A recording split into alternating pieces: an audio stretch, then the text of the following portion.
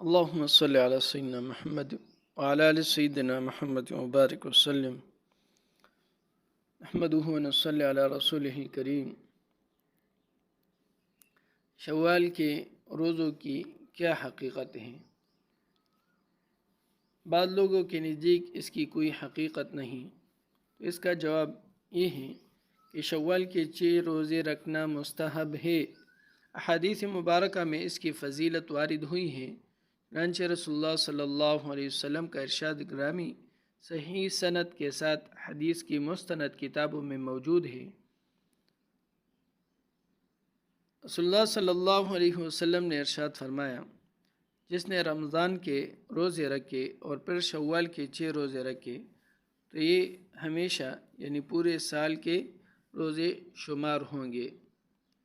اس کی وجہ یہ ہے کہ قرآن کریم کے وعدے کے مطابق ہر نیکی کا بدلہ کم از کم 10 گنا ملتا ہے۔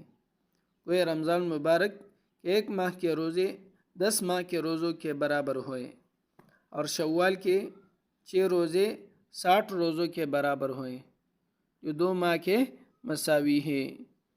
اس طرح رمضان کے ساتھ شوال کے روزے رکھنے والا گویا پورے سال روزہ رکھنے والا ہو جاتا ہے۔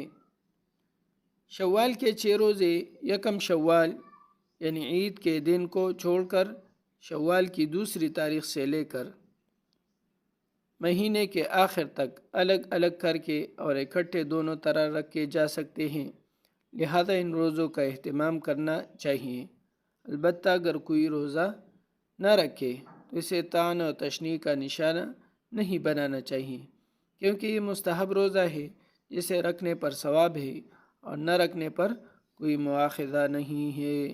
اللہ رب العزت ہمیں رکھنے کی توفیق عطا فرما دے اور ہمیں اس پر عمل کرنے کی توفیق عطا فرما دے، اور یہ ثواب کا موقع ہے۔ اللہ رب العزت اسے ہمیں حاصل کرنے کی توفیق عطا فرما دے۔